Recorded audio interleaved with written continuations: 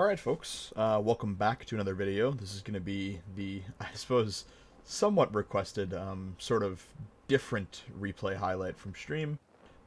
This is the battle I 3-marked my Object 430U, which was rather wonderful. This mark was really stressing me out for a while. I took, I think, 2 weeks off and then came back and, excuse me, here we are. So, the whole point of this, I suppose let me pause this real quick. The whole point of this replay, or this video, is we're going to look more into why I'm doing certain things, and I'll pause it throughout to justify, at least to myself, what I was thinking, what I was going through, and maybe you guys can pick something up off of that, or just listen to me panic for about 15 minutes. So, the first thing, really quick, if you are going to take matches semi-seriously, or even just as a quick one-off, look at the team list. The 30-second countdown, while it is to let people load in with slower computers and slower connections, you can use it to your advantage. Get a rough idea, because, you know, if you're not, you may as well be going in with the team list hidden, if you're not really going to at least give it a look, a very brief look. So what I'm seeing here is I see 3 5As, but specifically these 5As are rentals. So I expect generally lower level play from these guys. I wouldn't expect anything too weird. I wouldn't expect a 1-line push or even like a 3-4-5 line push. Generally, I'm going to expect them, with the possibility of them being new, I'm expecting them to go on the 9-0 line with all the heavies. So I think there's a lot of potential farm there. The only issue whenever you play that is people tend to sit at like B9 on our side, or people tend to sit at like KJ90 on the enemy spawn, which we'll get into that when we get there. But right now, I decide, okay, let's go with the heavies and try and do some farming. Because the one thing about, you know, say what you will about the 430U, whether it's balanced or not, it's not, but at least not in my opinion. It has a heavy tank gun. It is effectively the gun on the, what is it, the 279? I think with a little less rate of fire, or a little higher rate of fire on the 279, I mean. Okay, so anyway, we're pushing up here. I am kind of making a semi-weird play. You'll see me, I think, right now. So, let me actually step back a minute and take this in context. Whenever I tend to play up here, you have to be careful, because, you know, in a lot of cases, I'm thrilled to be a tank destroyer over on the hill. I wish I had the free camera, but over at like G5, because you can get free shots all up through this if anybody scouts this. Now we do have the benefit that there are no light tanks, so right away you'll see me, instead of sitting back like, you know, right over where the red dot is, kind of waiting for my moment to cross, I can go right across, because there's almost no chance I'm going to get spotted by anything you know, detrimental, and giving anyone time to react and shoot me from G5. But I decided to commit straight over. And now this play, I don't know why I did this. Committing this far this early, I think, is rather dangerous. Because what ends up happening is we have no support here. If they push in on us, right? If the 2 5As decided to come around and push up into this, right? If they didn't sit there but they pushed up into this, nobody's going to shoot that with much effectiveness. Because now, gosh, excuse me. If there was no one here, if me and the other team weren't here, the Jagdpanzer, the E3, they do have shots here, right? They do. But because of how, like, jumbled a mess this is going to be, or would be, I wouldn't really trust my teammates to really support that. But you can see me, I'm kind of thinking I want to back up and get out, but I also kind of want to stick around. I'm looking for a shot in the 5A, and here it is. So, I take my time. You see, I would have had a shot sooner, if I shot right away, but I specifically targeted Distracts because I figured it could squeeze out some assist out of that. And it ended up being 1,400 assists right at the start of the game. Right now, I am thrilled. That's massive, massive, I suppose, positive gains for this mark. Now, one thing here you'll notice, I take that hit, immediately pull back. I'm looking for shots with my relative lack of gun depression on the 5As. I decide maybe I'll get a little aggressive. One thing I am worried about, though, playing here, and I'm only doing, you know, anything as aggressive as I am because of the 5A, is these trees right over here where I'm aiming with the red dot. You tend to have a lot of tanks sit there. I would not be surprised if the STRV 103B was there. If I was him, arguably I would be there. Even the Jagdpanzer, I've seen them sit there. The E3, maybe if he could squeeze the gun depression out of it. But in this case, you know, the Jagdpanzer's already been lit. The Sturv's already been lit. It's just something to be aware of, is my point of that spot. So I'm starting to pull back here because I'm a little worried. I think I overmatched his roof, or, you know, I just penned his roof with heat. Not necessarily an overmatch, but you get the idea of what I'm saying. Hopefully. I'm looking for a track shot here. Because again, I figure, well, if that one guy, you know, kind of screwed it up that bad, we'll try and grab another track and maybe get a repeat. So I'm fine firing heat at the tracks here. I have no issue with that. I'm still looking for that track shot. I mean, there it is. You can see me push up, though. One thing you'll see me do there, I could have sat here and I probably would have had a shot in the 5A, but I wasn't ready to fire, and I didn't want to give him a free penetrating shot for no reason, without me having any, like, recourse. So I still have heat loaded, you know, I have heat loaded for like 90% of this replay. I am looking for a cupola shot, because it's all I can really get, but that's whatever. Now this E3 is pushing up, he baits a shot from the 5A for us. And now I'm starting to think, okay, maybe we can push this back out as my phone vibrates. So I want to poke up here. I think I have a free shot in the Super Conch with heat. Now that he moved down from on the hill, we do. We send one in right there. Now, I think I may have caught a round in these rocks here. What you tend to have happen are tank destroyers that sit way in the back over there on that rock wall. Even all the way back over at K, what is that, K9? K9/K0 in that area, which can be really problematic. There's a little bit of a lip over there where you can get a little bit of height. That's a lucky pen. Even with heat, that's a lucky pen. I would have thought that at that angle it hit. I don't think it would have penned, but it did. Okay, and there's the E3. So one thing you can listen for is the sound of how, I suppose, like bassy a hit is when it hits the dirt. You can kind of gauge the caliber of the shell shooting at you, the caliber of the tank shooting at you, the gun.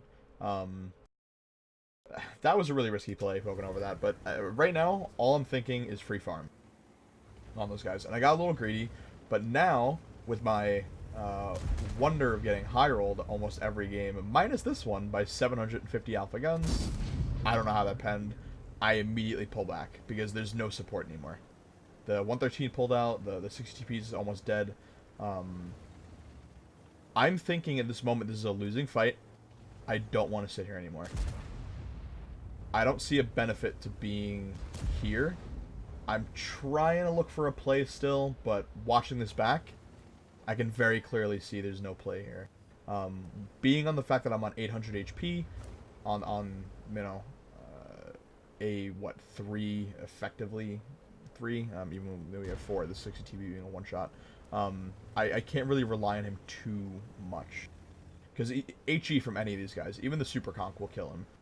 And now it finally clicks in my brain, maybe it's time to leave. I'm trying to get one last look around to see if I can get out of here free. That right there would have cost me 400 HP. So you'll see I'm driving here, not really having an idea of where I'm driving in the sense of, you know, explicitly. I know I want to, you know, W key across, right? But I'm not looking that way because it's not where the damage is. I have my turret facing the enemy. This way, if they do fire a shot, I have a higher chance of bouncing because it'll hit the front of my turret and not the back. But you can see me clear as day. I'm looking behind me to see a safe way out. But instead, I decide to kind of slide around this way to avoid a shot that would have penned from the Super Conch. I wait here because I have a free shot on the E4. It does get me lit. We secure a kill on him. And now, I think right about here, I need one more shot for the 3 mark at this point. And I'm thinking, by looking at the map, look at what's been, you know, lit prior, there's almost nothing left unlit outside of, I think, artillery. The 1-2 line is empty, as far as I can tell. The 1-2 line, there's nothing there. Mid is starting to get pushed rather reliably by a lot of rather healthy tier 10s. I'm going to push down the river, because going down the river will allow me to hopefully spot the E50 and the Sturv up on the hill at G5, and then push around and potentially farm the artillery, the heavy line, and then we can find the grill and the Jagdpanzer. But right now, I'm thinking, let's get in, let's get down the river, and hopefully get some farm.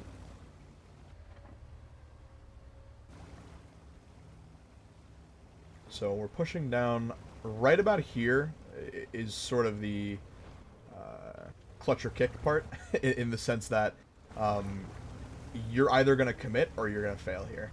In the sense that you can't really play this too tentatively. If you push a little too far, you're dead. You're going to die.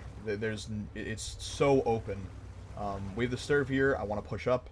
Now that mid is pretty secure, I don't think that 57 is much of a threat. I don't have the gun oppression. I decide, okay, let me not go brain off. I'll pull back. I'll get unlit. I'll wait. I have HP left. Not enough to take a hit from a Grill or an E3 or a Jagdpanzer, but I have HP for most of what will shoot at me.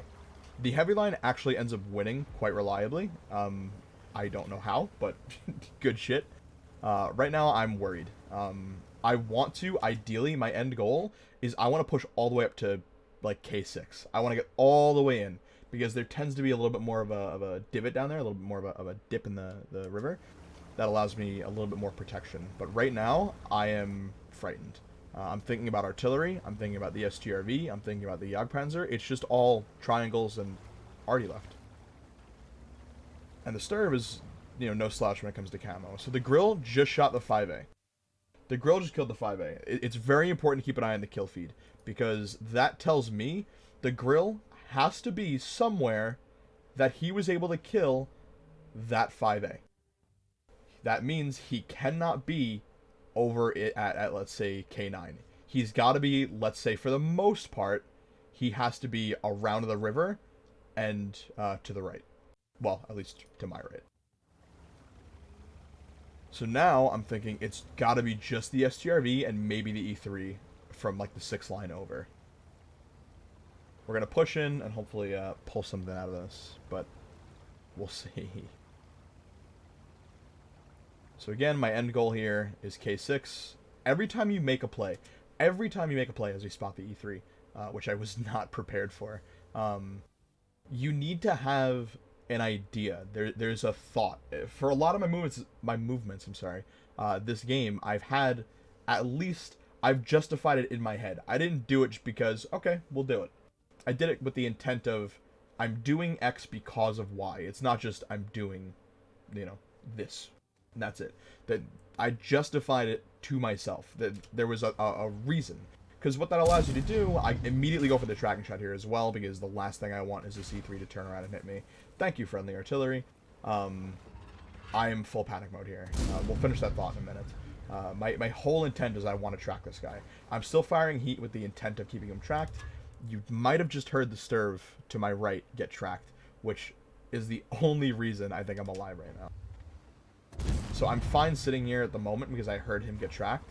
And I'm hoping my team is going to shoot either of these guys. I kind of need it. You can see there, I was still focusing on the track. Damage is not important to that in that case. The 3 mark is very safely secured at this point, but I still want to, push a good game here. So now I'm just going to push into where the Jagdpanzer and where I think the Grill is, and that's it. Considering the Jagdpanzer wasn't lit the whole game, I think he's still going to be over there. But this was a stellar game. I'm quite pleased. After how stressful this mark was, I could not be happier that it's over. So we're pushing in. We spot the Jagdpanzer. At this point, I just don't care. I've got the mark done. I want to get in and try and get something done. So I'm pushing up here. We have the Grill. He's getting hit by the... or he's getting hit by my team very shortly. Right now, it's just free farm. I don't really care if I die. This Jagdpanzer fires an AP round. If that was heat, I was probably going to be dead. I'm going to keep farming the Grill because the Grill has more HP. At the end of the game, at this point, we're not going to lose, so I just want to get as much damage as possible. We keep poking up here, playing it slow, sending shots in when we have them. Loses another bit of HP, and that is the game. We end with just shy of 6,000 damage. On top of that, 4,200 assist, which came a lot from tracking that 5A over on the heavy line. Yeah, this was a pretty stressful game at the time because I was so close on the mark. It took me like over 10 games. I think there's one session to go up 4%, which was quite nice. I played very well, but it was not without stress. I don't know if you guys liked this video, me sort of justifying why I'm doing things, my thought process behind why I'm doing things, and sort of that, I suppose, play-by-play after the fact. I'd be happy to keep doing them. It seems to be relatively lacking on YouTube, but yeah. So thank you for watching. Hopefully you enjoyed. If you have any questions, comments, or criticism, please leave them in the comments. This way I can improve this stuff and make it a little bit better in future, and hopefully have reliable YouTube content, because that would probably be the professional thing to do. But alas, I never claimed to be professional. So, for the last time, thank you for watching. I hope you had a good one. Leave any criticism down below, or come into my stream and criticize and let me know. It's the best way to get to me, or join Discord, that too. See you guys next time. Thanks.